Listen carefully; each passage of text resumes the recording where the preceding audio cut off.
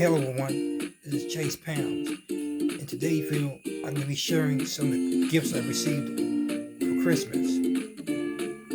Now, by the way, you probably wonder this bruise I have on my forehead that came from me. I slipped and fell in the bathroom. But anyway, one of the gifts I received was one of them being on the top. The first on my list is this apron right here. And I got this from my grandmother. There's an apron I can use for cooking, because I do a lot of cooking around the at home the days I'm off of work. So it comes in handy for that, so I won't spill anything on my nice clothes. A lot of times I will wear more warm clothes to when I'm cooking, especially when I'm cooking with grease or frying.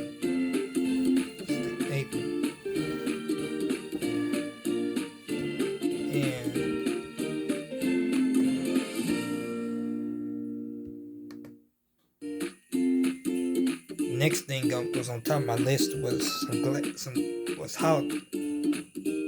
these holiday glasses. One with holiday designs, such as this represents the seasons, I should say seasons, such as this represents fall, the pumpkins.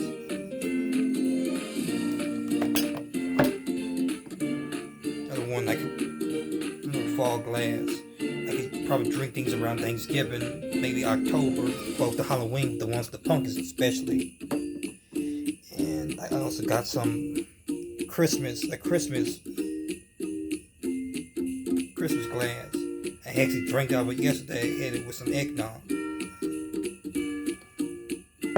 And I also drank out of this one today as well. It had snowflakes on it. Bring this around Christmas as well as beginning of January, because I think of January, I think of snow.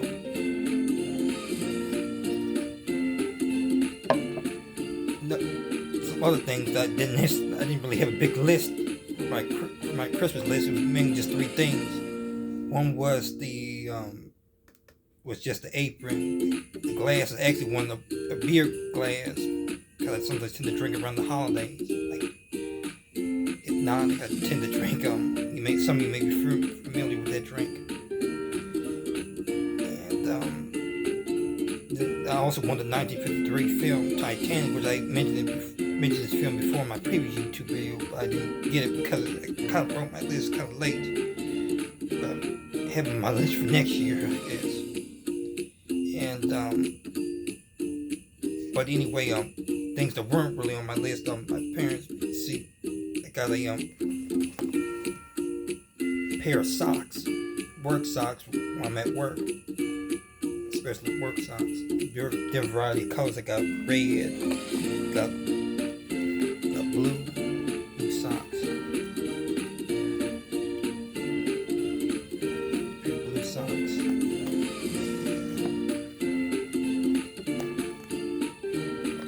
I got some more other socks from outside work to go with my tennis shoes, such as these are more ankle socks to go with my black Adidas tennis shoes.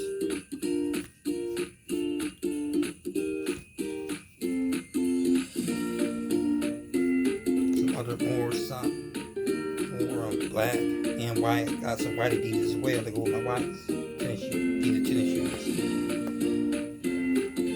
and some white ankle socks as well. Then as for my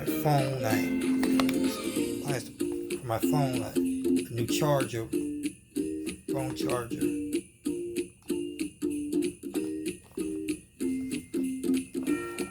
A new phone stand, especially come handy when I'm doing my YouTube videos.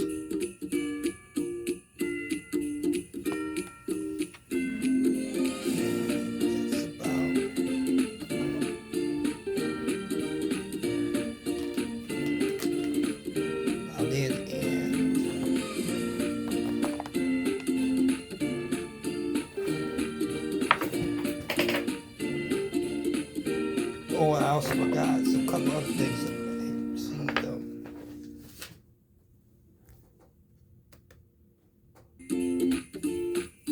The Black History calendar. It chronicles 365 days of Black History. journey into 365 days of black history. It actually says on the back, with institution compares of just plain determination to extraordinary individual features here had contributed to their brilliance to enhance the human experience across a wide range of disciplines, including science, law, business, art, and activism. These trailblazers' accomplishments inspire, inform, enhance us all from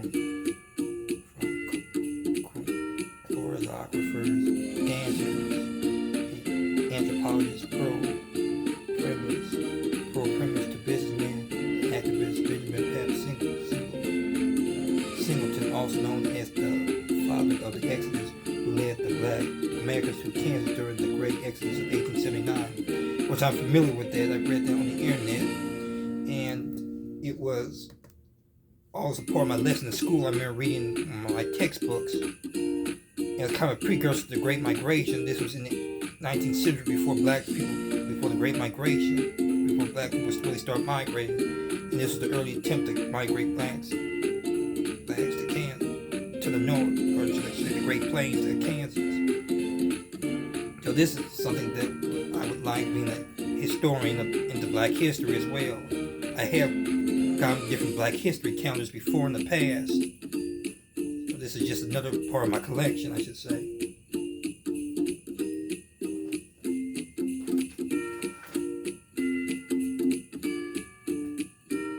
And so, just then, the last thing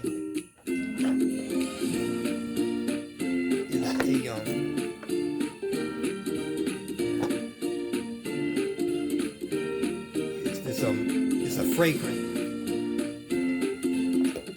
There's a fragrance holder for my room, plug for my room, socket for my room. And here's the air freshener. And you can smell it. It smells very nice.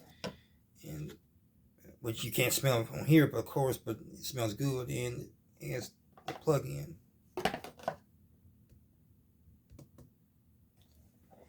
And that's my Christmas collection. Not my Christmas gifts, but just one. The other thing I'd like to add into this is I watched a documentary.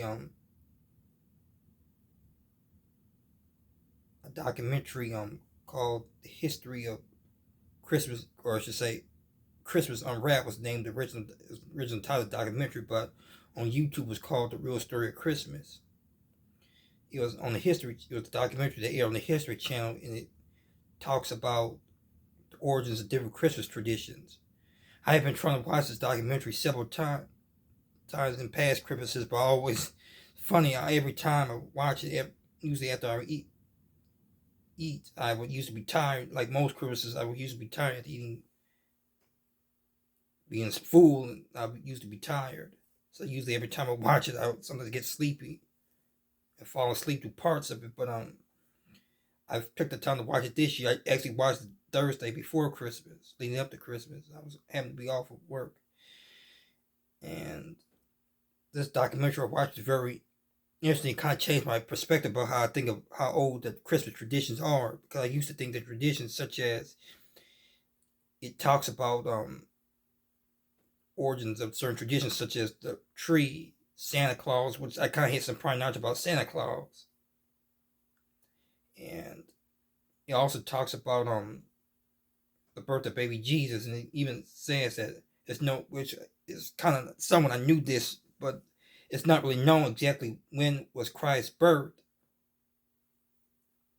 or known about when Christ was born, or what time of the season or year, but people have speculated that it may not have been even during the wintertime in December, around December, but actually he may have been born in the springtime, in summertime, because they were saying how the shepherds could have been out in weather, cold, freezing weather, and how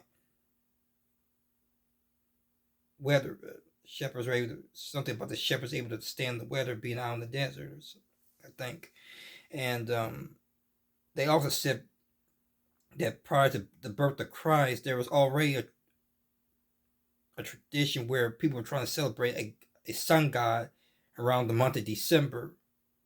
So I guess they lumped it all together. The birth of Christ. Over time, they lumped together, I guess, the birth of Christ and this sun god together, and that's how it ended up becoming a holiday.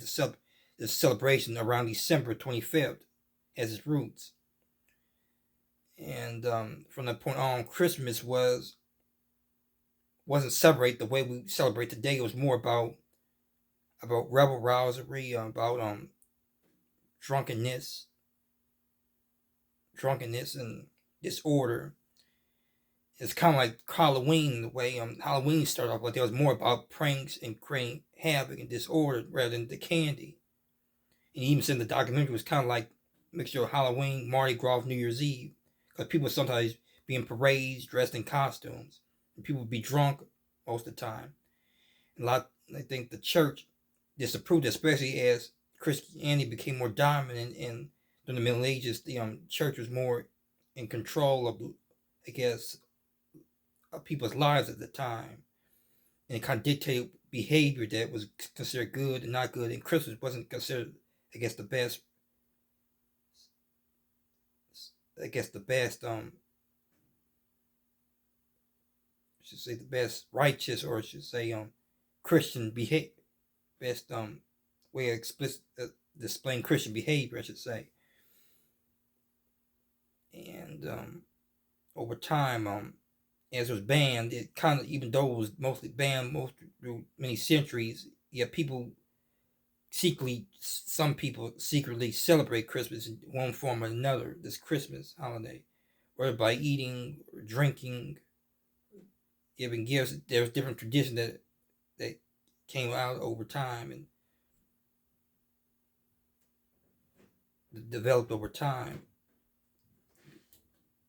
Even during the early years of even it kind of even spread to the New World, and the with the Puritans, Pilgrims, even though they weren't known for celebrating Christmas either, yet people still secretly celebrate Christmas one form or another.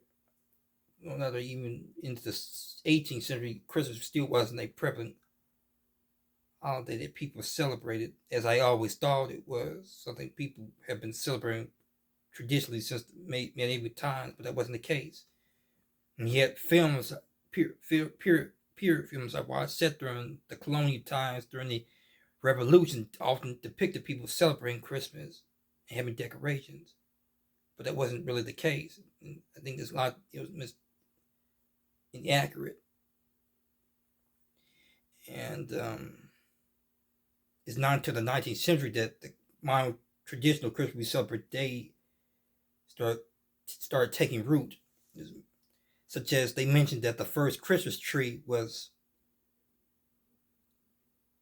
this is the first concept of giving gifts, and Christmas trees actually came about in the 1840s. 1848 was the first Christmas tree. It was the tradition came from Germany of having the evergreen trees.